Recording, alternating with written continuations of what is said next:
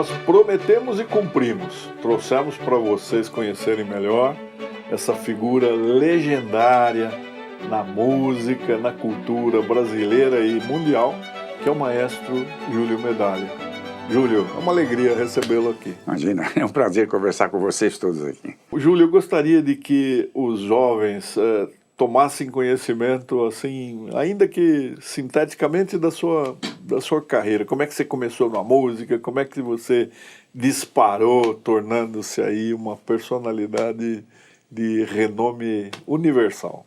Bom, a música aconteceu na minha vida por mero acidente, porque o meu pai vendia peças de automóvel e a minha mãe era costureira de moda, fazia moda para as madames aqui de São Paulo, né? Mas um dia ela conseguiu uma empregada muito boa, muito eficiente, que veio lá do interior de Minas, que fazia muito bem as costurinhas para ajudar, mas ela tinha, na boleia, como se diz, um violino 3/4, um pequeno violino. Eu tinha 12 anos de idade. Aí comecei a brincar com o instrumento e comecei a achar curiosa aquela caixinha barroca com aquelas cordas esticadas. Conseguia tocar Noite Feliz, aí eu fiquei feliz e tal. Aí a minha mãe foi descobrir uma tia de não sei quinto grau lá que tinha tocado no Cinema Avenida. Aí fui lá, procurei e ela começou a dar aula de violino. E eu comecei a me encantar com esse tipo de atividade, né? Meu pai morria de medo, ele não queria de jeito nenhum. Ele, não, pelo amor de Deus, eu quero que meu filho seja engenheiro, médico, advogado, dentista, qualquer profissão nobre, né? Músico, Deus me livre, né? Mas um dia eu fui estudar com o professor Kohlreuter, que foi um grande mestre aqui, e comecei a estudar regência sem ele saber de nada. E um dia eu fui reger uma peça com um coral de alunos, de colegas meus lá, entrou um fotógrafo da Gazeta e tirou uma fotografia. Aí saiu uma foto desse tamanho, minha no jornal A Gazeta, eu regendo com o olhar para o infinito, assim, o coro cantando. Ele viu aquilo, comprou toda a edição da Gazeta, distribuiu para todos os seus amigos, e a partir daquele dia eu pude então estudar tranquilamente, que ele viu que o filho dele não ia acabar na Ipiranga com São João, né? Você andou pela Bahia, não foi? Na Bahia tinha lá um reitor, uma figura maravilhosa, uma espécie de Papa Júlio II, né, da cultura brasileira, Edgar Santos. Ele levou para a Bahia pessoas intelectuais do mundo inteiro para dar aulas lá. Eles formaram um núcleo de ensino musical da melhor qualidade, um altíssimo nível.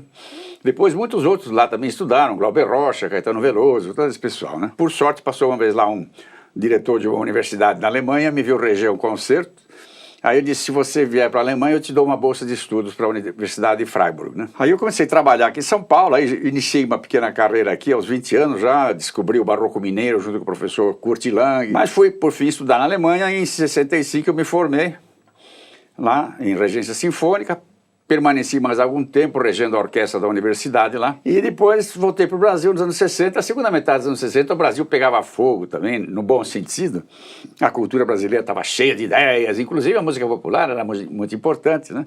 Aí eu comecei a escrever também trilhas sonoras para cinema, para teatro, para televisão. Comecei também a escrever artigos e tal, que o Décio Almeida Prado, essa figura maravilhosa que era diretor do Suplemento Literário do Estado de São Paulo. Aí o Caetano Veloso assistiu uma peça de teatro que eu tinha escrito a música para Cacilda Becker e para o Valmor Chagas. Ele se encantou com aquilo e foi à minha casa na Lapa. Eu quero que você faça essa música, por enquanto se chama Tropicália. Aí eu fiz o arranjo e aquele arranjo explodiu na época por uma série de ideias, etc. Mas aí fui desenvolvendo mil coisas diferentes, aí depois assumi direção teatros municipais de São Paulo, do Rio, de Brasília, de Manaus, onde eu criei uma orquestra. Fui diretor musical da TV Globo. Então nessa área da televisão também fiz alguma coisa interessante. Então fui espalhando assim as minhas inquietações e as minhas curiosidades por outras áreas, né? E sempre regendo concertos aqui e ali. Sempre vou para a Europa para reger alguns concertos e tal. Escrevi composições minhas também, algumas foram executadas pela Filarmônica de Berlim e por outros músicos. Faço um trabalho agora de divulgação de Carlos Gomes, que foi o maior compositor das Américas do século XIX e um dos maiores compositores de ópera de todos os tempos. Estou dizendo agora para vocês em primeira mão absoluta, fui contratado pela TV Globo para fazer então uma série de 60 capítulos sobre a vida de Carlos Gomes. Com a Adelaide Amaral. Com a Maria Adelaide Amaral escrevendo o texto, né? Que maravilha. Então a gente vai sempre agora, daqui. É bonito, Júlio, ver que o Caetano, né, que é essa figura que todo mundo admira, ele continua seu admirador, seu amigo até agora. Os músicos populares tiveram, no período da ditadura, naqueles anos 60, tiveram uma influência muito grande na movimentação política, porque o jornalista estava amordaçado, o pessoal de teatro também, então, mas a música popular, através da linguagem e não da língua, ela questionava muito aquele status quo da ditadura, tal, que era Caetano, Gil, Chico Buarque, Torquato Neto, essa gente fazia uma música que questionava aquele status quo através de uma linguagem musical que não era panfletária, né? Isso é que era engraçado. Ninguém chega lá, viva a democracia, viva o povo, acabar com a miséria, não.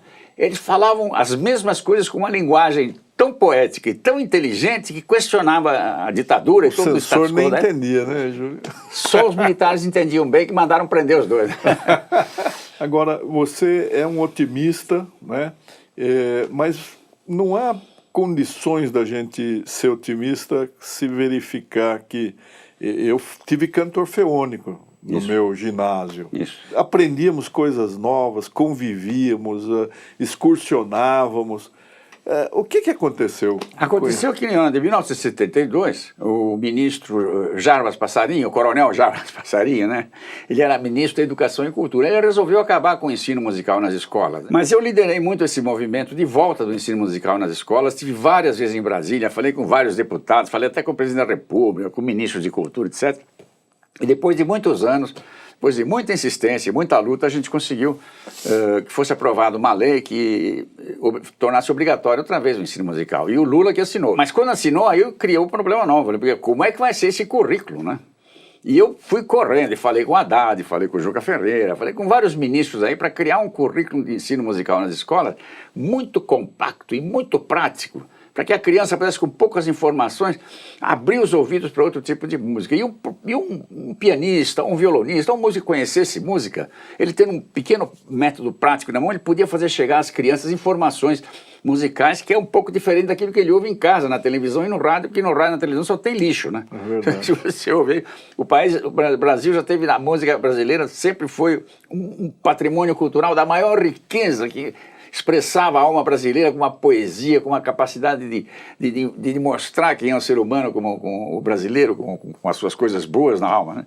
E, no entanto, virou um mercado aí da pior qualidade, onde uma indústria quer correr depressa com as vendas. Então é mais fácil vender o lixo cultural do que vender uma coisa um pouco mais elaborada. Infelizmente, a música, que é uma coisa tão bonita, faz tão bem a alma das pessoas, hoje está sendo um objeto de uma mercadologia muito medíocre. Mas você consegue manter ali na TV Cultura, né, programas de elevadíssimo nível e que conseguem atrair a juventude, não é, Júlio? Você vê com esperança esse retorno à boa música e a fuga a essa percussão sem sentido, né, que no fim ela só vai repercutir na nossa caixa torácica e não tem melodia. O que eu posso te dizer é que a música erudita no Brasil hoje vai muito melhor do que a música popular, né?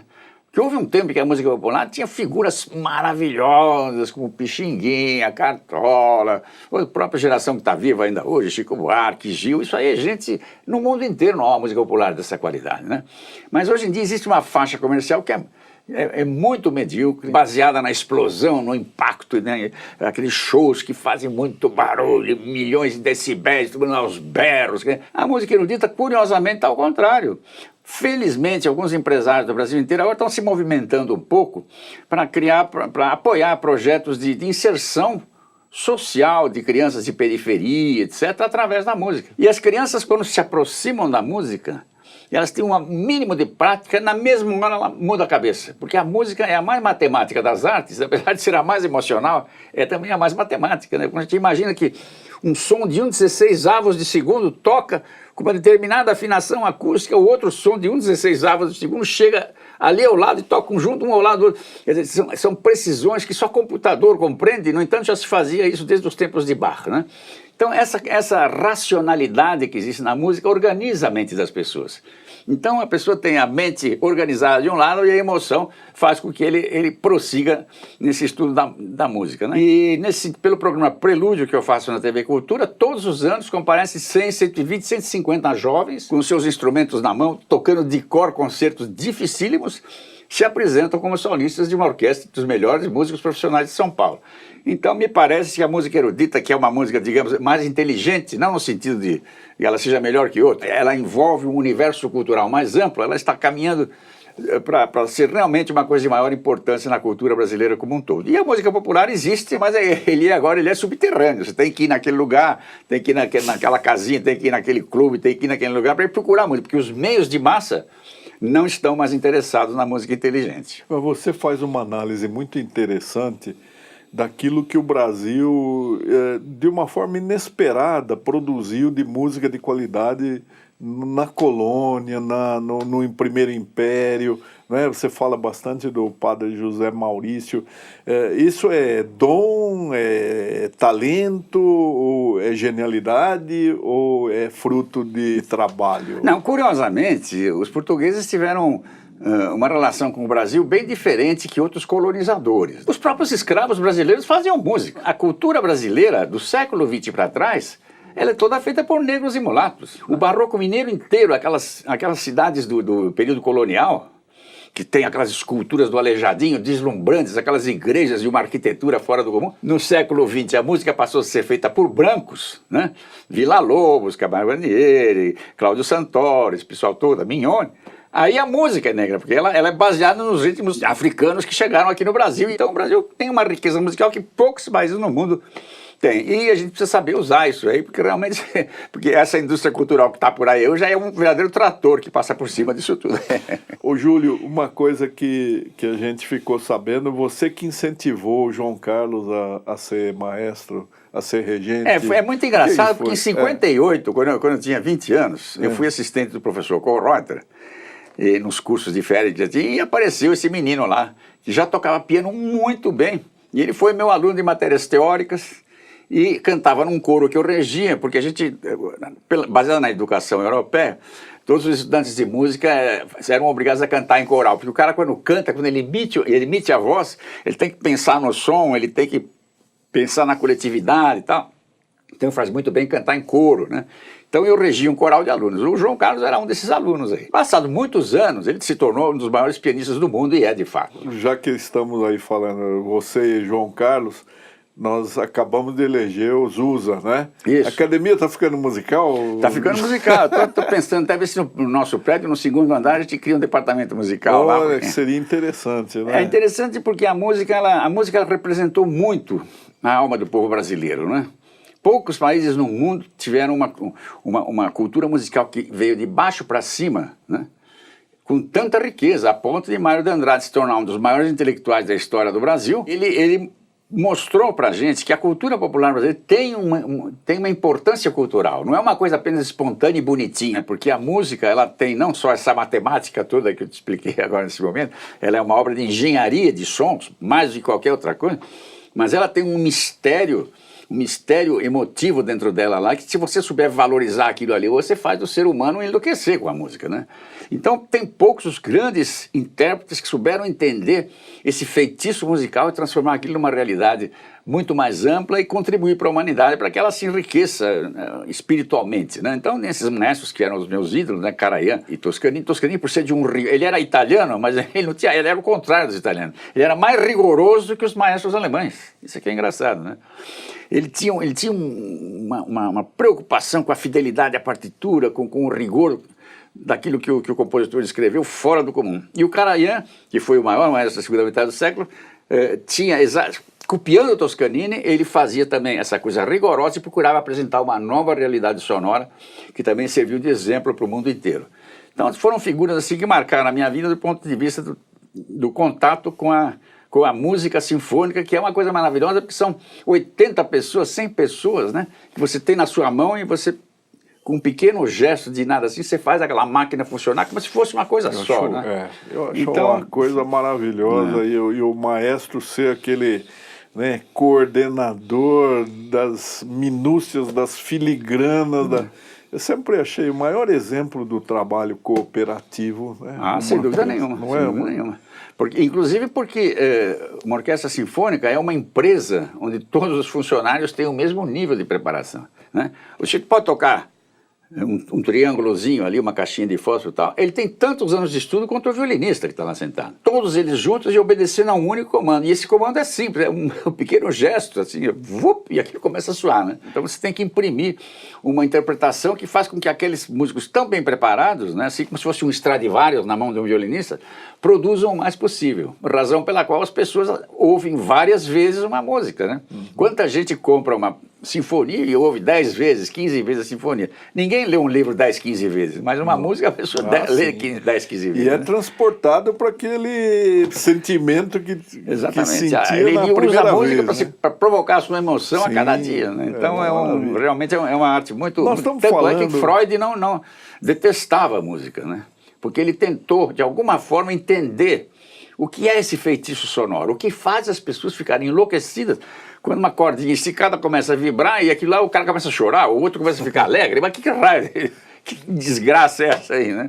Ele tentou entender isso, ele tentou estudar a música. A irmã dele queria tocar piano, ele mandou a mãe vender o piano, falou, vai embora daqui com essa máquina horrorosa aqui, né? Porque ele não conseguiu codificar esse elemento, esse objeto estético, como se diz na linguagem erudita, que faz com que as pessoas se encantem com uma caixinha de madeira, com uma cordinha esticada e com um rabo de cavalo esticado ali, rabo de cavalo masculino, né? Porque com uma fêmea faz xixi para trás, a crina de cavalo estraga, né? Então o cavalo faz xixi para frente, então a crina fica absolutamente limpa sempre, não, então estica aquela crina e passa em cima de uma tripa, em cima de uma caixinha de madeira, e o cara se emociona, né? A música é um mistério inexplicável. Um dia eu estou passeando em Budapeste, onde eu fui reger um concerto, eu entro num barco ali para dar um passeio no Rio Danúbio, está o pastor sentado lá, falei, ô, nunca te encontrei na Lapa, vou te encontrar em Budapeste. Foi muito engraçado isso. Mas nessa época, eu tinha acompanhado um projeto que eles tinham realizado lá na Hungria. Eles pegaram 10 classes de uma escola de ensino básico, fundamental. 10 classes, todas as 10 tinham o mesmo currículo. Mas uma delas, eles ensinavam música todos os dias e faziam as crianças praticar música todos os dias. Cantar em coral, tocar pequenos instrumentos, alguns tocavam instrumento, outros cantavam, outros fabricavam instrumentos em casa. Aquela classe que estudou música todos os dias rendeu em todas as matérias 28% a mais que os outros. Olha que maravilha. Quer dizer, a música conseguiu despertar naqueles jovens daquela classe uma sensibilidade a mais, uma curiosidade a mais, um monte de coisas a mais que fez com que eles rendessem muito mais no aprendizado do que os outros que fizeram um currículo natural. Uma pergunta que é uma provocação. Dá para viver de direitos autorais? E no Brasil não dá. No Brasil não dá. Assim como eu vivi como escritor, foram raros os que viveram, né? Talvez Jorge Amado, não sei. Pela luta que eu tenho dia e noite, né? Eu consegui viver pelo menos com uma certa dignidade aqui no Brasil, só fazendo aquilo que eu gosto. Mas fiz muita música para cinema, música para televisão, e sempre mantendo uma dignidade cultural e nunca precisando fazer concessão. Felizmente, se eu olhar para trás assim, eu posso ver que nada me envergonha do que eu fiz. Muita coisa eu poderia ter feito melhor, né? Quando a gente vê 2, 3, 4, 10 anos depois, puxa, aqui eu poderia ter feito um pouco melhor aquilo, um pouco melhor aquilo. Aliás, o próprio arranjo da música Tropicana, quando eu comprei o disco, porque eu nem tinha o disco da música Tropicana, encontrei num sebo na rua lá em Niterói uma vez, o disco lá do Caetano, lá nos rabiscos atrás, me vende isso aqui que eu vou ver. Fui ouvir o arranjo e falei, puxa, mas é bonito mesmo. E por outro lado, às vezes a gente vê uma coisa que fez anos atrás, a gente tem uma autocrítica muito grande, acho que podia ter feito melhor e coisa assim, mas não posso me envergonhar de nada do que eu fiz, porque foi sempre com muita autenticidade. Ao contrário. Mas olha, Júlio, eu tenho certeza de que todos vão apreciar muito essa conversa, porque você é uma celebridade. Nós sabemos que esse seu apostolado da música é o reflexo do seu interior. Você é uma pessoa sensível, uma pessoa esteticamente perfeita e vai fazer ainda muita coisa para tornar o mundo melhor. A música torna o mundo melhor, né, Júlio? Sem dúvida nenhuma. A música pode transformar até pessoas, né? Eu vou até te contar uma coisa. Quando o governador Mário Covas estava no governo de São Paulo, a FEBEM, ele teve uma revolução por qualquer motivo que eu não lembro qual é, alguns estavam se sentindo mal por alguma coisa, não sei o que. Você dizer que os meninos se reuniram e destruíram a FEBEM inteirinha. Nós tínhamos conseguido, naquela época, implantar um pequeno núcleo de ensino musical. Estudavam música, cantavam num coralzinho, outros tocavam percussãozinha e tal. De repente teve aquela rebelião e eles destruíram a FEBEM inteira. Destruíram o fogão que fazia a comida deles, destruíram a cama onde eles dormiam, destruíram as lâmpadas que iluminavam a vida deles, destruíram tudo.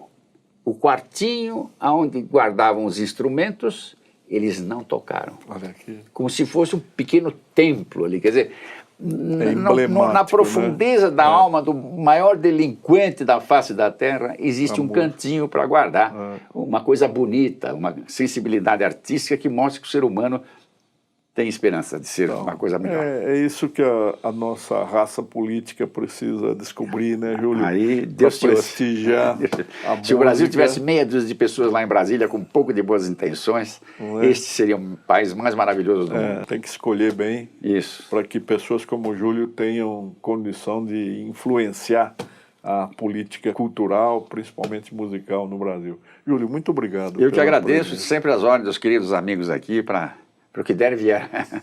Muito obrigado.